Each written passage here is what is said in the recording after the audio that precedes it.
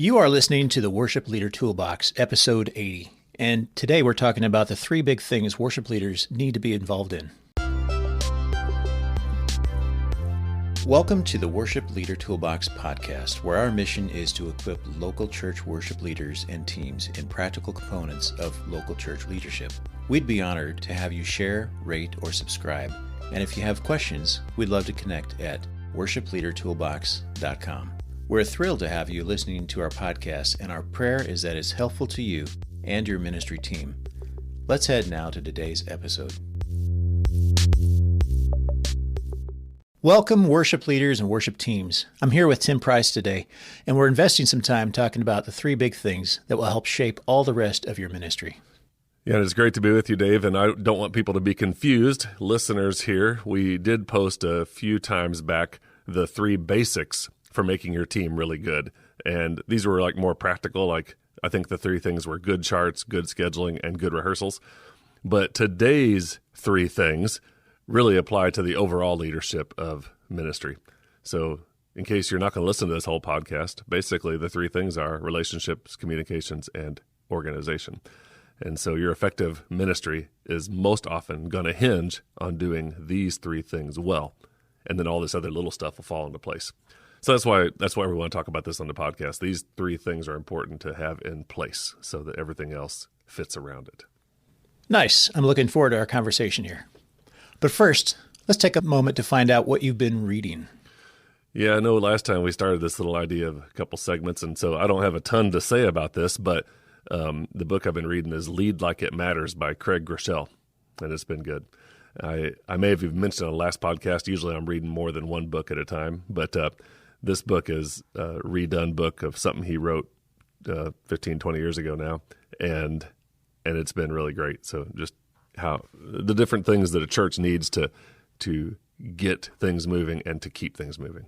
So it's been really good. What about you? Have you been reading anything besides the last book you mentioned?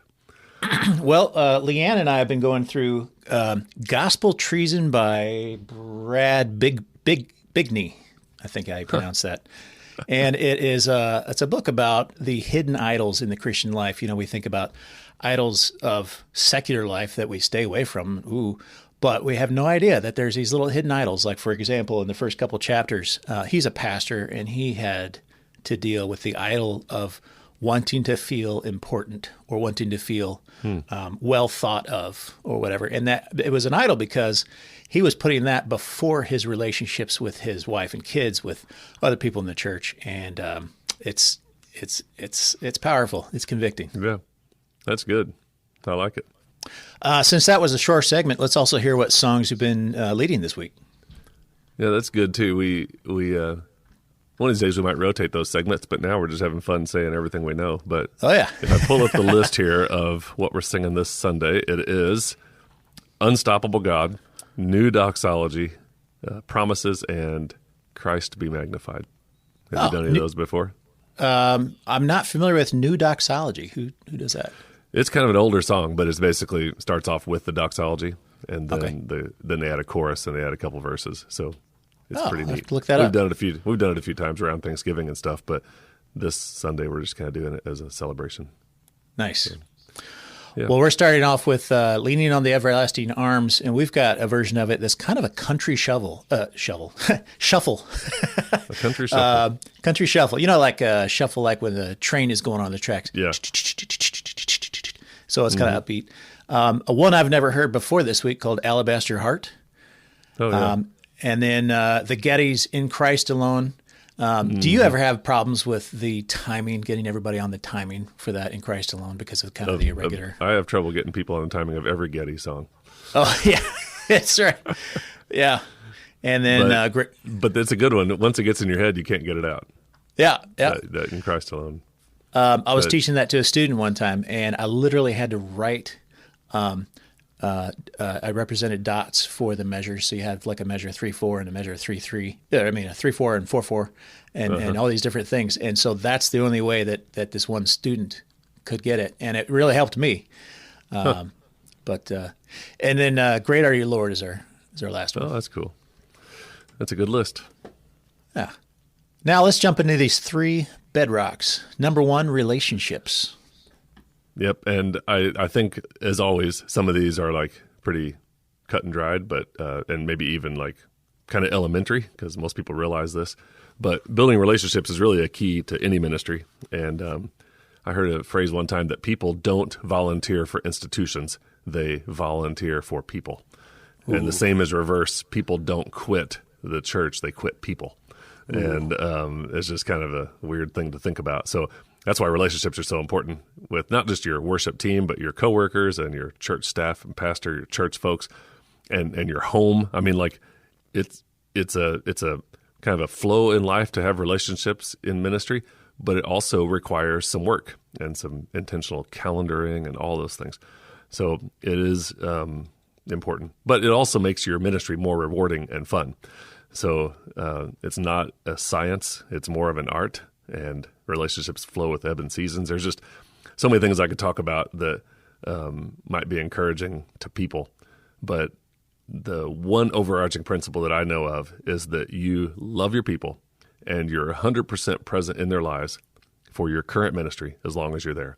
Don't start pulling away or, thinking that, well, I'm not going to be here forever type mindset.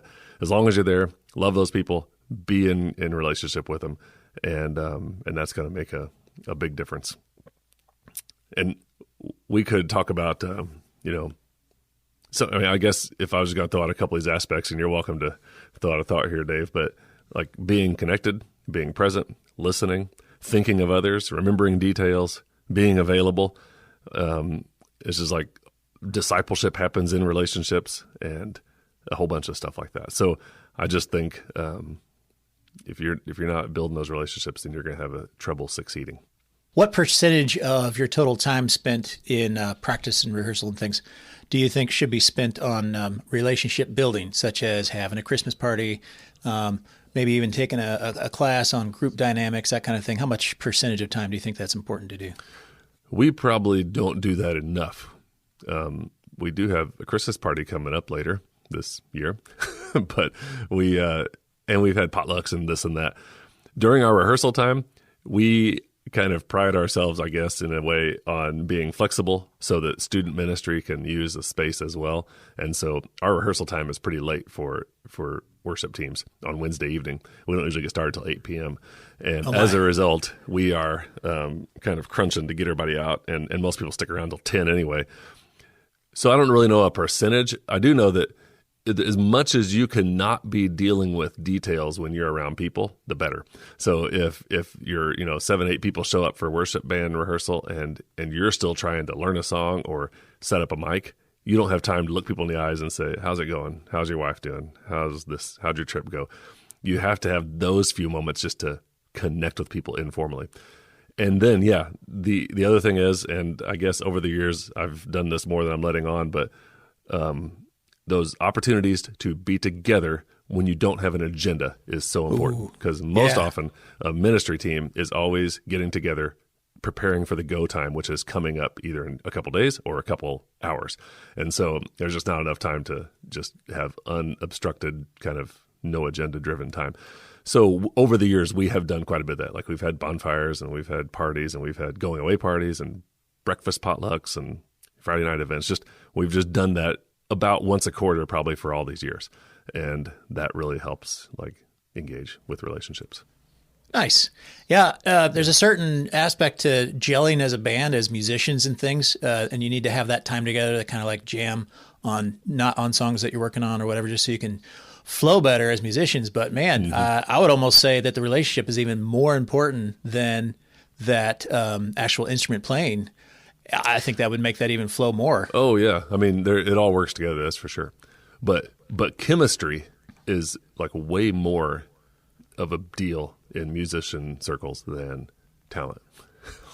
You can have, I've played with, junior high kids that are just barely starting in their growth of talent, but the chemistry is there, and all of a sudden everybody's locked in and talk about it for months. Yeah. And so that chemistry comes from what you're saying. So there's probably levels of that. There's the jamming level, and then there's the level of just knowing people, being known. So, yeah, good stuff. Well, the next one is communication. Yeah, and I'm learning that a lot of people kind of sort of under their breath complain that the church doesn't communicate well a lot of times. There's always seems like communication errors. And it's at the first, when I first started working in the church, I kind of thought, oh, that's kind of sad. I mean, why is it such a weak link in the church? Then later on, I realized it's a weak link everywhere. I mean, we got people that work at Boeing, which is an international company, and we got people that do IT for all kinds of places, and people that work at Scott Air Force Base. Everybody I know complains about their organization having a lack of communication. So that's like a common theme. And on top of that, we should pride ourselves for the fact that most of the church is volunteers. So, if there's like a lack of communication going on, the fact that we get any communication at all is amazing, because this is like a bunch of people just, putting their gifts in the pot.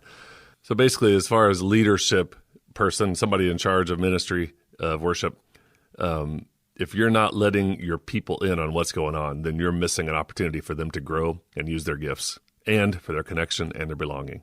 And really, it's going to keep details from falling into place. So communication is one of the bedrocks for sure. And that plays out in a number of ways. One example might be if you are wanting your electric guitar player to know a certain song or a certain solo or whatever, but you don't tell them until the day before, then it's not going to happen. So there's got to be this kind of practice of good communication, timely and succinct and available and all those things. And that's just important. So some of the things a worship leader needs to communicate, one is the ongoing vision, the why behind all the hard work. I think team members love it when a worship leader kind of communicates the major things coming down the pike in the overall church.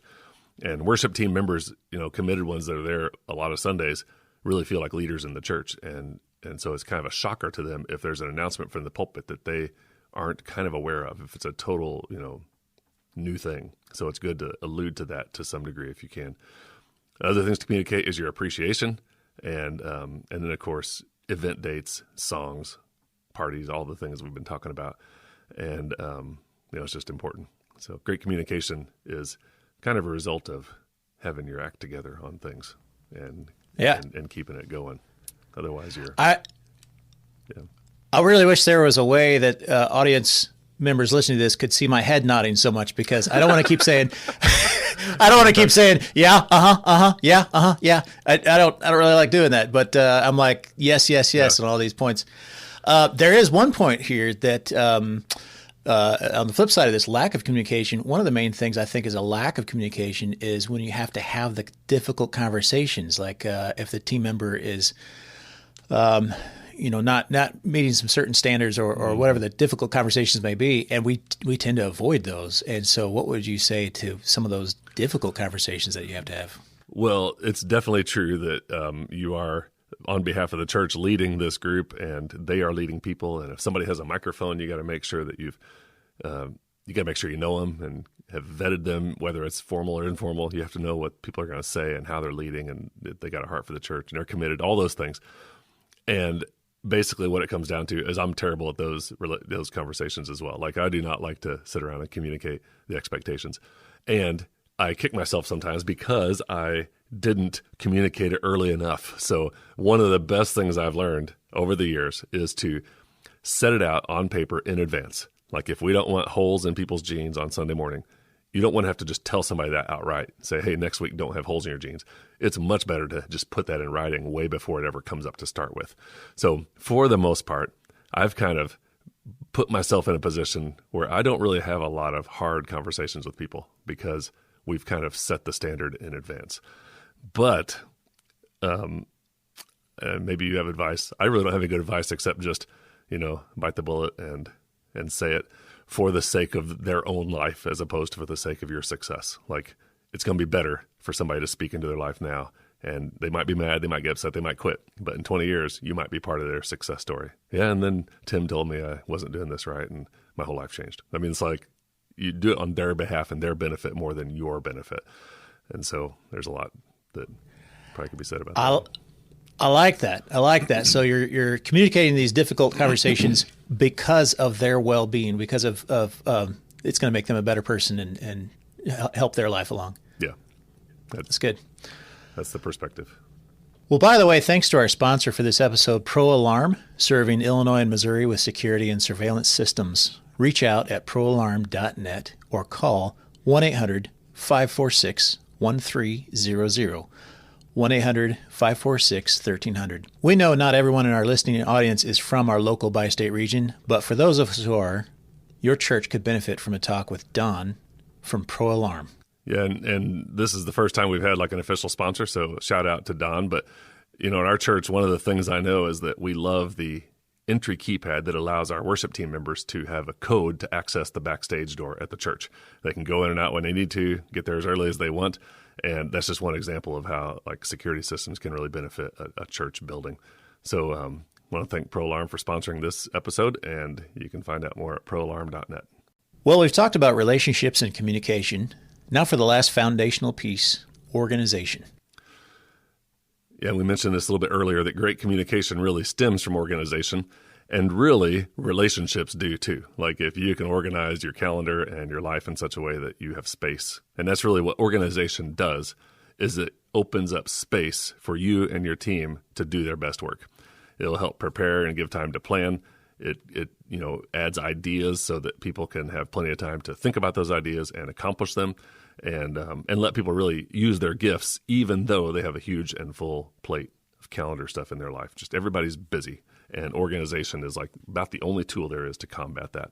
And I've known over the years that I've mentioned this somewhere just recently, and I keep having the same conversation, so it might have been on the podcast, but have you ever heard you got to pick three things, good, fast, and cheap? Did we say that a couple weeks ago? So good, fast, and cheap? Yeah, so you pick three. So if you have it good and fast, it's not going to be cheap. But if you have it fast and cheap, it's not going to be good. And if you have it good and cheap, it's not going to be fast. Wow. And so organization allows you to do good things as long as you are ahead of the game. We're not spending much money. And this will date the podcast a bit, but we're prepping for the Christmas season. And one of the things that has happened is we've got this idea from a video to do some Christmas trees, and kind of modern 2x4 12-foot Christmas trees are monstrosities. But the slowly but surely, a team has got the idea and then talked about the idea and then got this wood and built it, and another team came in and painted it, and now we got another guy helping with the final piece, and then it should be ready by Christmas, hopefully. But all that requires organization, and I think one of the big things that happens to me, and maybe you too, as a listener here today, is that we kind of go around just saying things like, I'm just not organized. Like we just say that to ourselves all the time when things go wrong. And the truth is that many artists aren't that organized. I mean, like, you got to kind of pick which one you're going to be. And if that's kind of a trait, yeah. Yeah, like if you are musical and you love all that stuff, then you might wind up not feeling like you're good at, sitting down at the calendar. But you are given charge over this team and this church right now, and so you have to figure out a way to be as organized as possible. And that's pretty much what it comes down to. Well, as a man as a man thinketh in his heart, so be he. Oh my goodness. It's hard to talk in King Jimmy. King Jimmy. Yeah. Tell me what that verse is right there. Well, so a man thinketh in his heart, so he is, or so he becomes, or I'm not sure exactly how it ends, but something along those lines. Yeah.